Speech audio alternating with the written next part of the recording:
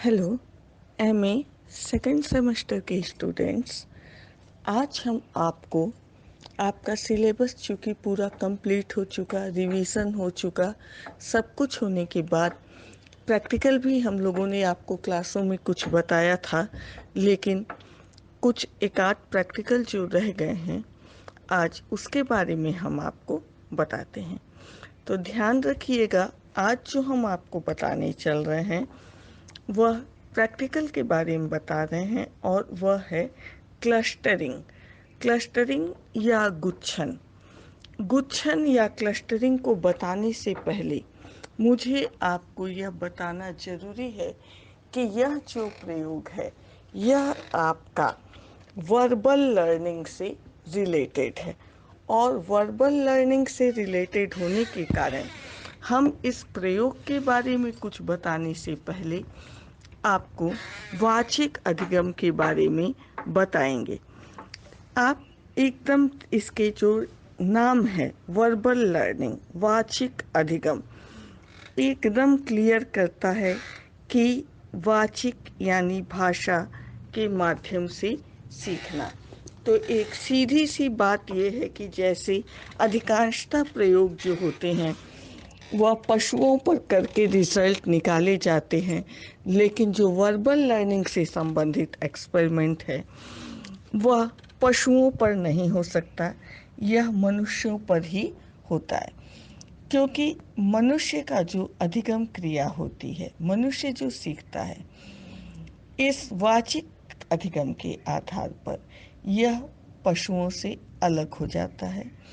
क्योंकि जो पशुओं का सीखना होता है वह मोटर लर्निंग होता है, गति संबंधी होता है, जबकि मनुष्य का जो सीखना होता है, अधिकांशतः जो सीखता है मनुष्य, वह जो है वह अधिकांशतः वाचिक होता है।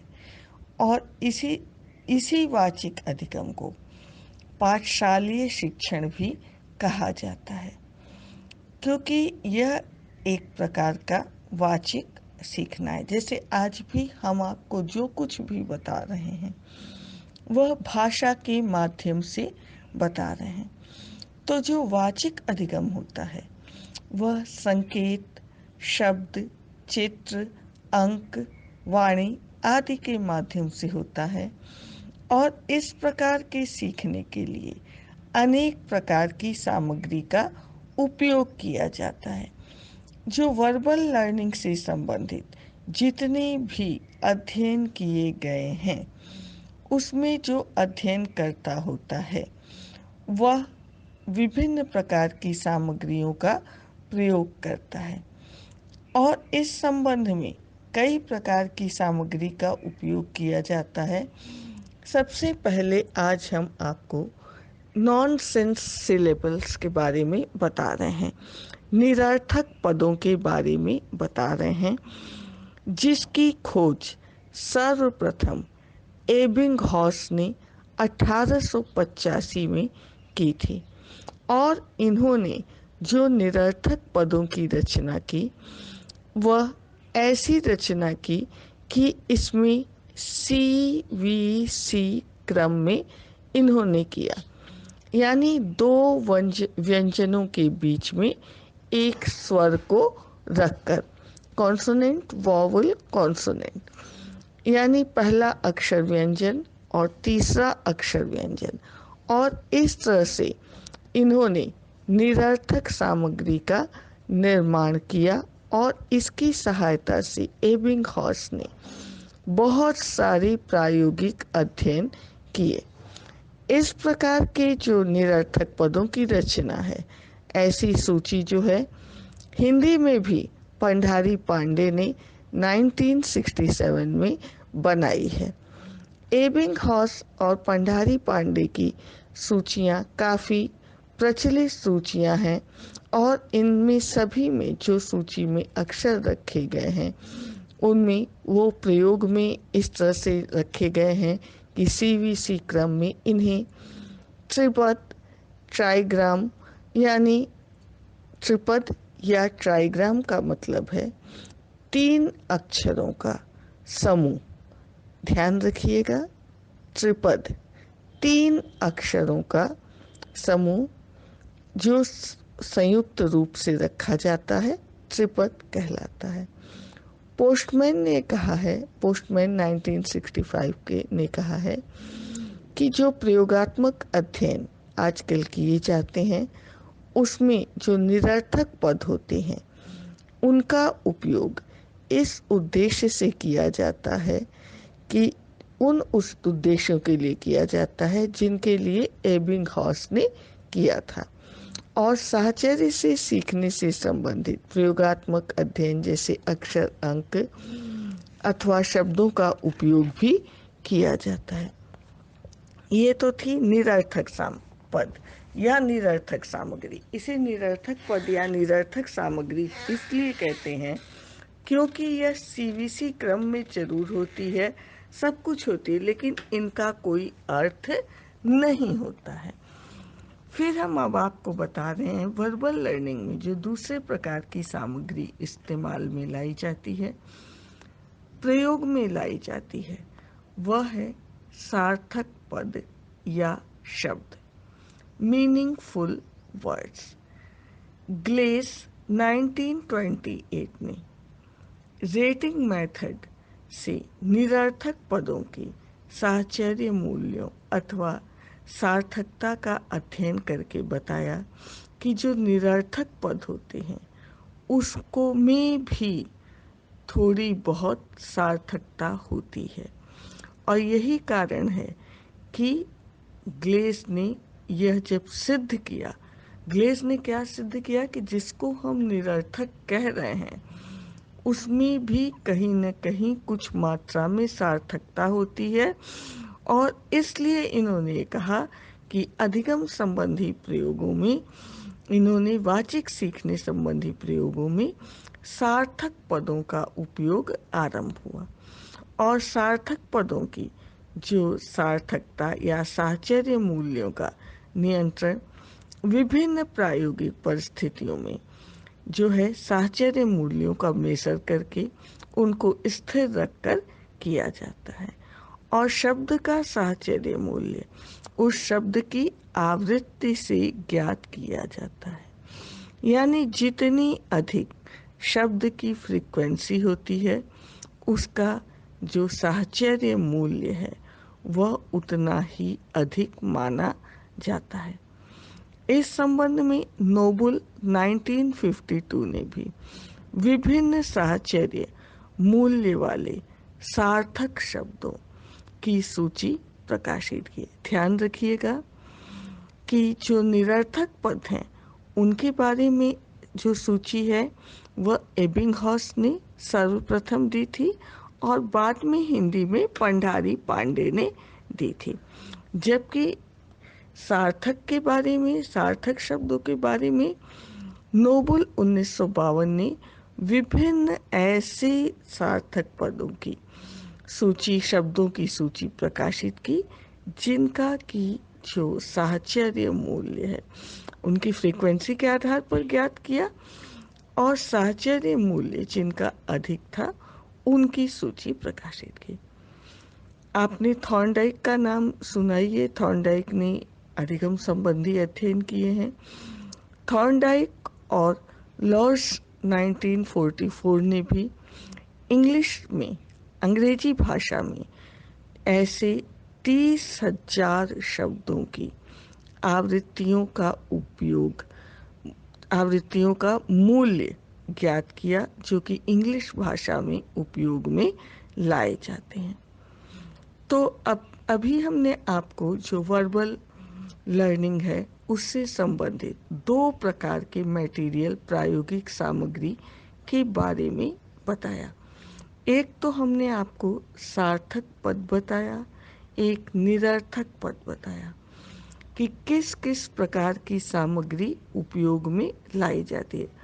क्योंकि आज हमें आपको क्लस्टरिंग के बारे में बताना है तो जरूरी है कि हम आपको यह बताएं कि हम क्या कर रहे हैं, किस चैप्टर, किस टॉपिक से संबंधित है, और हम जो मटेरियल लेकर अध्ययन करेंगे वह क्यों लेंगे। अब हम आपको तीसरे प्रकार की प्रायोगिक सामग्री के बारे में बता रहे हैं, जैसे कि हम कहते हैं meaningful and nonsense items in structured sequence, यानी सार्थक और निरर्थक पद जो हैं वह संरचित क्रम में रखे जाते हैं। कि अगर आप इस प्रकार की सामग्री को देखेंगे तो यह सेंटेंस पैराग्राफ के रूप में, सेंटेंस के रूप में आपको दिखाई देगी। इसमें कुछ व्याकरण के शब्द होते हैं, जैसे इस, आर, एम, इन सब चीज़ों का उपयोग किया जाता है, दैट, दिस, ये सब। और कुछ ऐसे भी वर्ड होते हैं जिनका कि कोई अर्थ नहीं होता है, लेकिन यह एक ऐसी संरचना के रूप में रखे जाते हैं कि वास्तव में इस पूरे पैराग्राफ या वाक्य का कोई अर्थ नहीं होता है। जैसे इस प्रकार की सूची में जो शब्द होते हैं वह सार्थक होते हैं, परंतु इनका क्रम इस प्रकार से होता है कि इनसे कोई अर्थपूर्ण वाक्य नहीं निर्मित होता है। इस संबंध में मिलर एंड सेल्फ्रिज का नाम हम लेंगे। मिलर और सेल्फ्रिज 1950 ने यह बताया कि शब्दों में क्रम जितना ही अधिक होगा, प्रयोज्य जो है शब्द सूची को उतना ही जल्दी सीख लेगा। और मिलर और सेल्फ्रिज ने इस प्रकार की सूची की रचना भी की। और इन सूचियों की जो मुख्य जो विशेषता है वह है सीक्वेंशियल डिपेंडेंसीज। सीक्वेंशियल डिपेंडेंसीज का मतलब होता है एक अनुक्रमिक पराधीनता या क्रम युक्त आश्रितता। यह जो है क्रम युक्त आश्रितता का मतलब है कि किसी वाक्य में एक शब्द के बाद दूसरे शब्द के घटित होने की कितनी संभावना है। जैसे दिस इज, यह दिस के बाद मैक्सिमम इज के आने की पूर्ण संभावना होती है, तो इसे शब्दों की अनुक्रमिक पराधीनता कहते हैं। इसी प्रकार एक अक्षर के बाद दूसरे अक्षर के आने की जितनी ज़्यादा संभावना होती है उसे अक्षरों की अनुक्रमिक पराधीनता कहते हैं, जैसे कि क्यू, यू। तो इस तरह से मिलर और सेल्फ्रिज ने इस संबंध में अध्ययन किया और विभिन्न प्रकार की सूचियों का निर्माण किया। एप्स्टेन ने भी संरचित क्रम वाले सार्थक और निरर्थक पदों की सूचियां तैयार की थी। अब हम आपको ये तो बता दिए कि वर्बल लर्निंग में किस प्रकार की सामग्रियों का प्रयोग किया जाता है।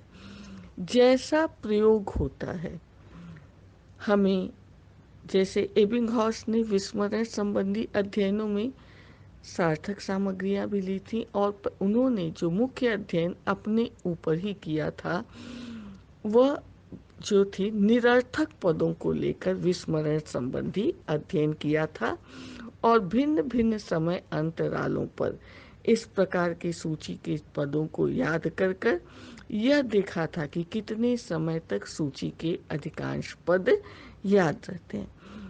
तो वाचिक अधिगम में जो सामग्री उपयोग में लाई जाती है वह 3 प्रकार की होती है, मीनिंगफुल, मीनिंगलेस और इस जो संरचित क्रम में मीनिंगफुल और नॉनसेंस आइटम होते हैं। यानी इस तरह से 3 प्रकार की प्रायोगिक सामग्री का उपयोग किया जाता है। अब क्या प्रोसीजर अपनाया जाता है? वाचिक अधिगम का जो प्रयोग किया जाता है उसमें किस प्रकार की प्रयोग प्रक्रियाएं अपनाई जाती हैं। अब आप यहाँ से बहुत ध्यान दीजिएगा, क्योंकि इन्हीं प्रयोग प्रक्रियाओं के आधार पर ही जो है वह क्लस्टरिंग के बारे में पता लगा। तो वाचिक अधिगम संबंधी जो प्रयोग किए जाते हैं, जो अधिगम कराया जाता है, वह कई तरह से कराया जाता है। इसकी जो प्रायोगिक प्रक्रियाएं हैं, उसमें आज हम सबसे पहले आपको फ्री रिकॉल के बारे में बता रहे हैं। फ्री रिकॉल, जैसा कि एकदम इसका नाम स्पष्ट कर रहा है, मुक्त पुनः स्मरण, यानी इसमें जो है प्रयोज्य को जो कुछ भी अधिगम के लिए दिया जाता है, यह प्रयोज्य को अधिगम कराने की बहुत ही आसान विधि है।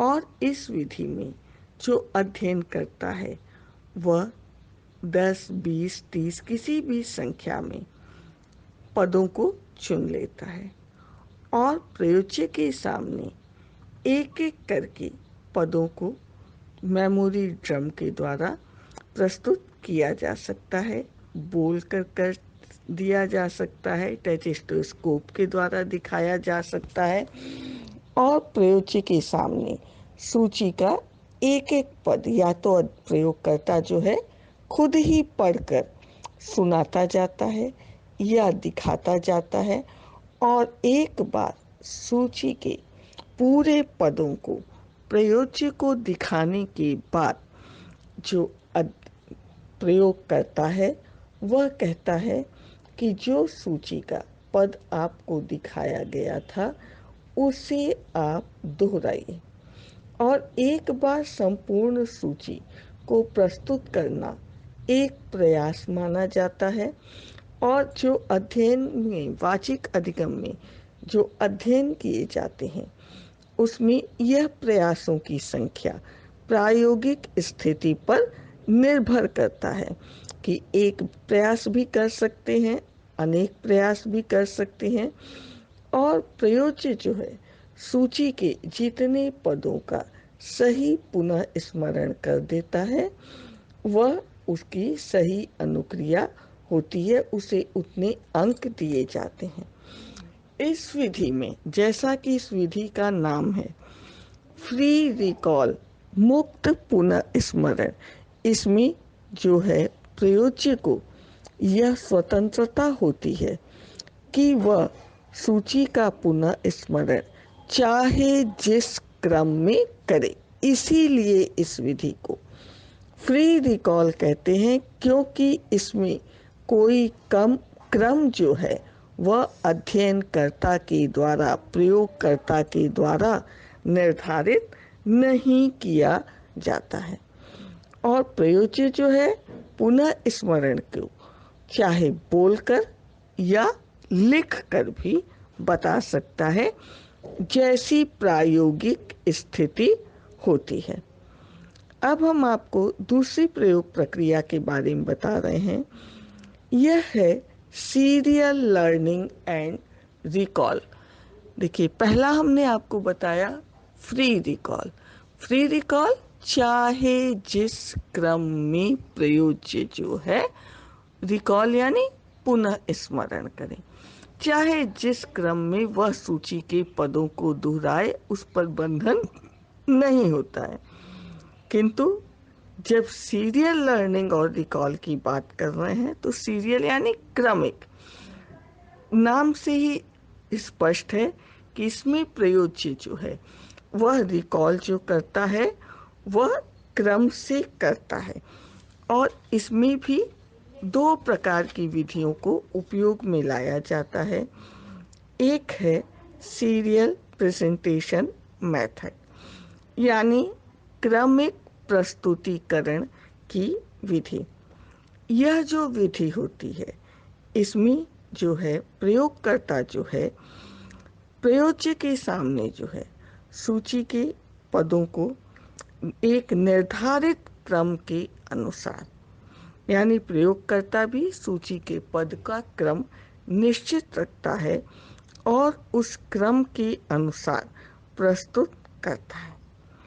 सूची के जो पद हैं उनको बोलकर भी प्रस्तुत कर सकता है, दिखाकर भी प्रस्तुत करता है और जब शब्द सूची को अध्ययनकर्ता बोलकर प्रस्तुत करता है तो प्रयोगकर्ता प्रत्येक पद को बोलता है तथा प्रयोज्य भी जो है प्रत्येक पद को दोहराता जाता है। यानी जब अध्ययनकर्ता बोला तो उसके बाद प्रयोज्य भी उस शब्द को दोहराता है। और इस तरह के जो पद हैं वह मेमोरी ड्रम पर भी प्रस्तुत किए जाते हैं और प्रयोज्य साथ साथ जो है प्रत्येक शब्द सूची को जो है मेमोरी ड्रम पर जब पूरा पूरा प्रस्तुत किया जाता है तो उसे एक प्रयास माना जाता है और प्रयोज्य को तब तक प्रयास कराए जाते हैं जब तक कि जो प्रयोज्य है वह एक निश्चित स्तर तक पुनः स्मरण न कर ले। और यह निश्चित स्तर जो है यह डिसाइड होता है अध्ययनकर्ता या प्रयोगकर्ता की प्रयोग प्रक्रिया पर। दूसरा है serial anticipation and prompting method. यह भी क्रमिक अधिगम और पुनः स्मरण की एक विधि है जिसे क्रमिक पूर्वाभास तथा अनुबोधन विधि कहा जाता है। यह जो विधि है इसमें वाचिक जो शब्द सूची के पद जो है सबसे पहले एक निश्चित क्रम में प्रस्तुत किया जाता है, फिर शब्द सूची को दिखाकर या सुनाकर किस ये जो पद जो प्रस्तुत किए जाते हैं वह जो है चाहे दिखाकर प्रस्तुत किए जाएं चाहे बोलकर प्रस्तुत किए जाएं। इसके बाद जो अध्ययन करता है वह जो है प्रयोज्य के सामने एक पद को रखता है और प्रयोज्य से उसके पहले या बाद के पद का पूर्वाभास करने को कहता है। यानी एक बार संपूर्ण सूची को दिखाने के बाद सूची के किसी एक पद को प्रयोज्य के सामने प्रस्तुत करके अध्ययन करता यह कहता है कि वह सूची के पहले उसके पद के पहले के पद को बताए या बाद के पद को बताए। जैसे मान लीजिए लिस्ट का उसने तीसरा पद दिखाया तो वह उससे या तो दूसरा पद पूछ सकता है या चौथा पद पूछ सकता है। इस तरह से प्रयोज्य के द्वारा प्रयोज्य से पूर्वाभास कराया जाता है और जब प्रयोज्य अपनी अनुक्रिया देता है तो उसे सूची के पद जो होते हैं उसे दिखाया जाता है ताकि जो उसने अगर पूर्वाभास गलत किया था तो वह उसका संशोधन कर ले। इस तरह से जो प्रयोज्य होता है उसे उस पद का सही सही ज्ञान हो जाता है।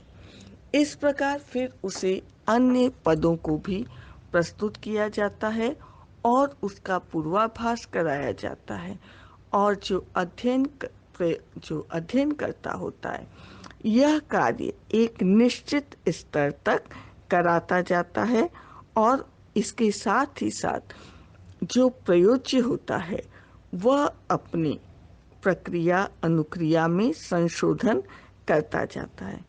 इस प्रकार एक बार जब सूची पूरी होती है तो उसे एक प्रयास माना जाता है और प्रत्येक प्रयास में सही और गलत जो पूर्वाभास होते हैं उसी संख्या की सहायता से इस प्रकार की लर्निंग का मेजरमेंट करते हैं कि ये जो सीरियल लर्निंग है कि प्रयोज्य ने कितना पुनः स्मरण सही प्रकार से किया और इस प्रकार जो मापित पूर्वाभास होते हैं उनकी संख्या ही प्रयोज्य का प्राप्तांक कहलाती है।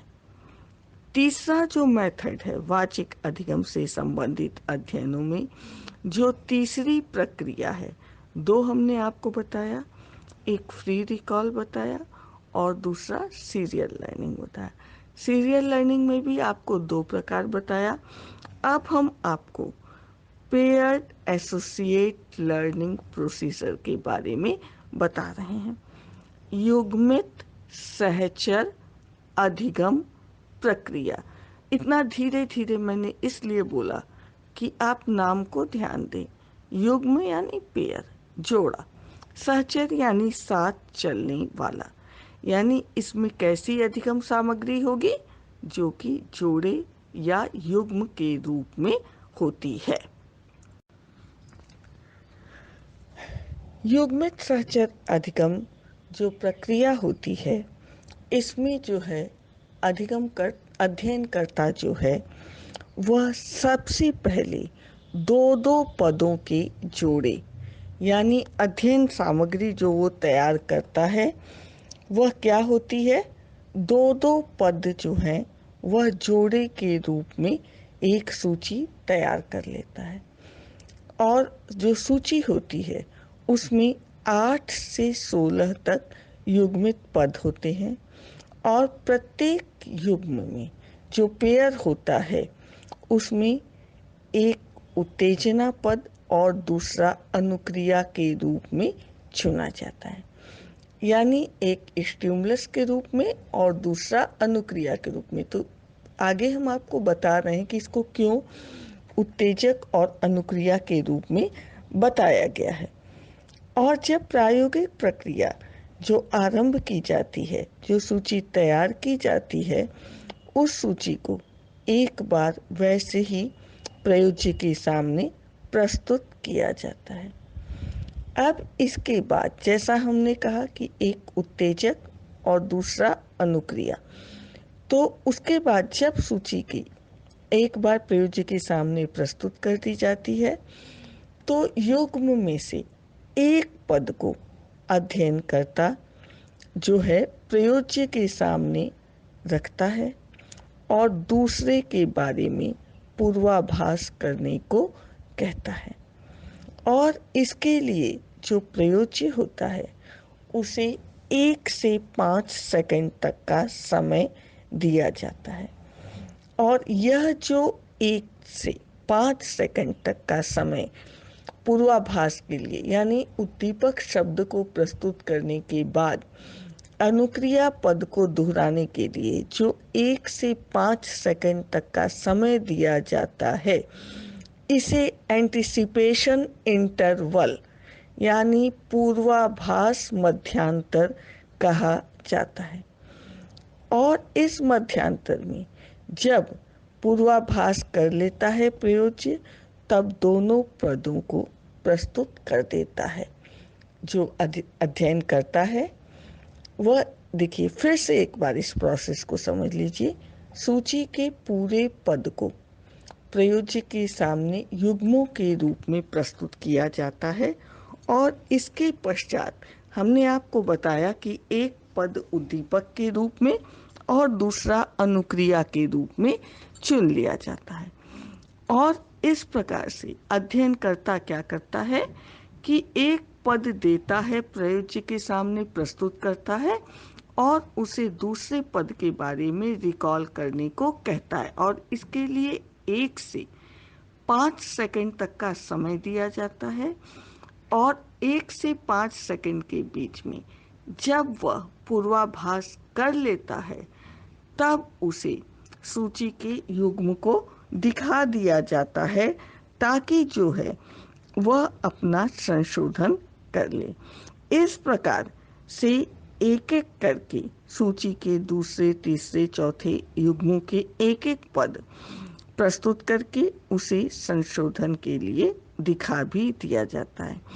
और जब सूची का प्रत्येक पद एक एक करके प्रयोज्य के सामने प्रस्तुत कर दिया जाता है तो इसे एक प्रयास माना जाता है। और अलग अलग प्रयास में सूची के जो पद हैं उनको बदलकर प्रस्तुत किया जाता है और प्रत्येक प्रयास में जो सही अथवा गलत जो पूर्वाभास होते हैं उनकी सहायता से क्या किया जाता है कि कितना अधिगम हुआ है, युग्मित सहचर अधिगम का मापन किया जाता है। और इस विधि का जो उपयोग है वह अन्य विधियों की अपेक्षा अधिक हुआ है, क्योंकि इस विधि की यह विशेषता है कि इसमें जो है उत्तेजना, अनुक्रिया, साहचर्य, पुनर्बलन को अधिक ढंग से समझाया जा सकता है। यह विधि, क्योंकि हमने आपको बताया कि एक उद्दीपक, दूसरा अनुक्रिया। अब देखिए एस और आर, और करने वाला कौन है? ऑर्गेनिज्म। तो साइकोलॉजी का जो हम अध्ययन के लिए हम जो फॉर्मूला यूज करते हैं SOR, यानी इस विधि के द्वारा जो वर्बल लर्निंग की व्याख्या है वह SOR फॉर्मूले से की जा सकती है। और जो सार्थकता है और साहचर्य मूल्य है, इसका अध्ययन भी ये जो मेथड है पेयर्ड एसोसिएट लर्निंग प्रोसीजर, युग्मित सहचर अधिगम जो है, इसके द्वारा अनेक अध्ययनों में हुआ है। इस संबंध में जो महत्वपूर्ण अध्ययन हुए हैं वो अंडरवुड, शूल्स, नोबल आदि ने किया है। और एक विधि हम आपको और बता रहे हैं, वर्बल डिस्क्रिमिनेशन लर्निंग प्रोसीजर। अभी तक 3 विधियां आपने को बताए। चौथी विधि है कि जैसा वाचिक विभेदन, विभेदन यानी अंतर करना, वाचिक विभेदन अधिगम प्रक्रिया, यानी इस प्रक्रिया में कई विधियां इस्तेमाल में लाई जाती हैं। इसमें क्या किया जाता है कि प्रयोज्य के सामने कोई वाचिक सूची एक सीरियल रूप में प्रस्तुत की जाती है। फिर क्या किया जाता है कि प्रत्येक पद के साथ, जो जैसे हमने मान लीजिए 10 पदों की एक सूची प्रयोज्य के सामने प्रस्तुत की, अब पहले पद के साथ हमने 3 और पदों को मिला दिया। अब कितना हो गया? ये 4 हो गए। इस तरह से सूची के प्रत्येक पद के साथ कुछ पदों को मिला दिया जाता है और प्रयोज्य के सामने सूची को नए रूप में प्रस्तुत किया जाता है। और प्रयोज्य को, माने जैसे पहले मात्र उसने 10 किया था, अब 30 पद और बढ़ गए, एक तरह से 40 उसके सामने हो गए। अब उसे उसमें से उन 10 पदों को जो उसने पहले देखा था उसे पहचानना होता है। और 1960 ने इस संबंध में कहा है कि जो अधिक आवृत्ति वाले शब्द होते हैं और अन्य ऐसे शब्द जो होते हैं, इनमें उच्च साहचर्य होता है।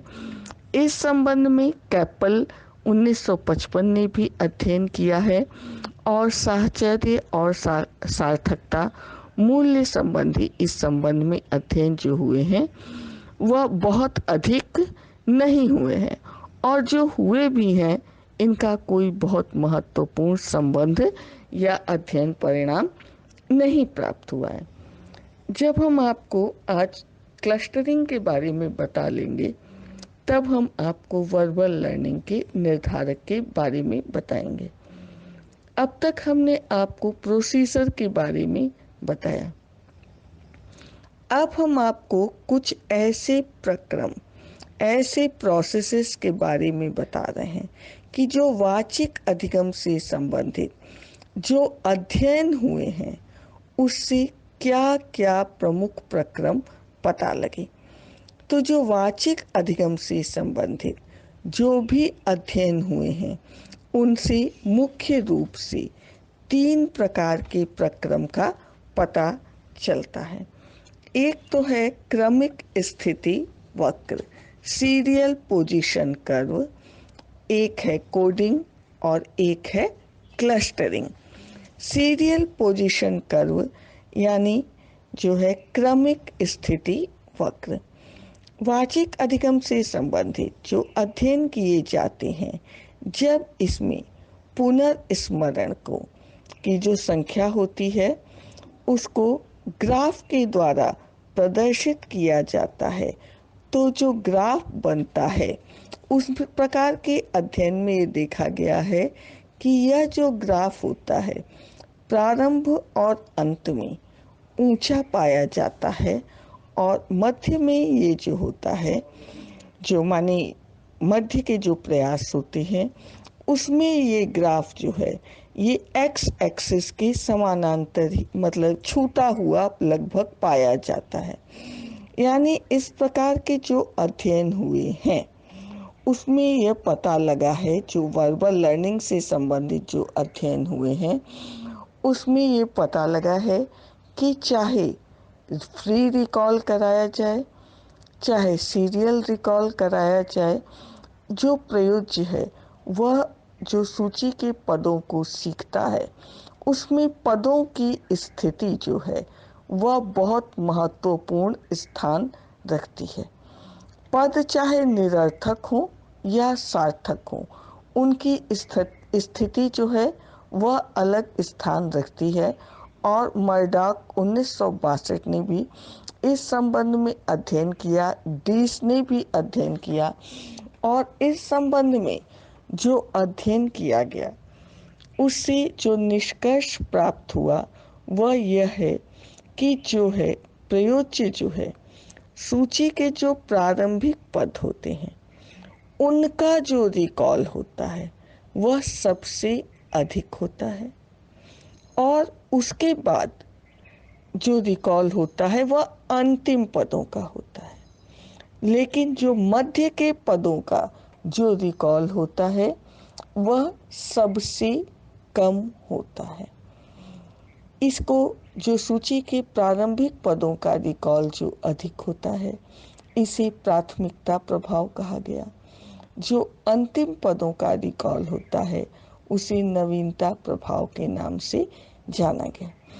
और अध्ययनों में ये पाया गया कि ये एक तरह से यू के आकार का वक्र प्राप्त होता है, यू वी के आकार का, यानी प्रारंभ और अंत के पदों का पुनः स्मरण अधिक होता है। उसमें भी प्रारंभिक पदों का पुनः स्मरण जो है वह सर्वाधिक होता है, उसके बाद अंत के पदों का, और सबसे कम जो पुनः स्मरण होता है वह मध्य के पदों का होता है। जो दूसरी विशेषता की हम बात आपसे कर रहे हैं वह जो आपका प्रयोग है। इतना जो लंबा आपको इंट्रो देना पड़ा है उसका मुख्य कारण ये था कि जब तक आप वर्बल लर्निंग के बारे में सही ढंग से नहीं जानेंगे आप क्लस्टरिंग के कॉन्सेप्ट को नहीं समझ सकते हैं। इसलिए हमने आपको पहले वर्बल लर्निंग के, फिर उसकी प्रयोग प्रक्रियाओं के बारे में, अब उसके जो अध्ययन हुए हैं उससे क्या प्राप्त हुआ है। तो वर्बल लर्निंग संबंधी अध्ययनों में बॉसफील्ड 1953 ने मुक्त पुनः स्मरण में एक ऐसे चर, एक ऐसे परिवर्ती का पता लगाया जिसे उसने बॉसफील्ड ने कैटेगरी क्लस्टरिंग का नाम दिया। और यही कैटेगरी क्लस्टरिंग आज आप जो गुच्छन के नाम से जो प्रयोग करने जा रहे हैं, यही कैटेगरी क्लस्टरिंग गुच्छन के नाम से जानी जाती है। गुच्छन का अर्थ क्या है कि वाचिक अधिगम, जब भी वर्बल लर्निंग हम कराते हैं तो जो सूची में जो पद होते हैं वह किसी भी रूप में अगर दूसरे पद के समान है तो आप चाहे सूची में इन पदों को कितना भी दूर दूर रख दीजिए, जब प्रयोज्य पुनः स्मरण करता है तो यह पद जो हैं भले ही सूची में कितने भी दूर हों, लेकिन जो प्रयोज्य है जब इनका रिकॉल करता है तो वह इन्हें एक साथ दोहराने लगता है। इसी प्रक्रिया को गुच्छन का नाम दिया गया।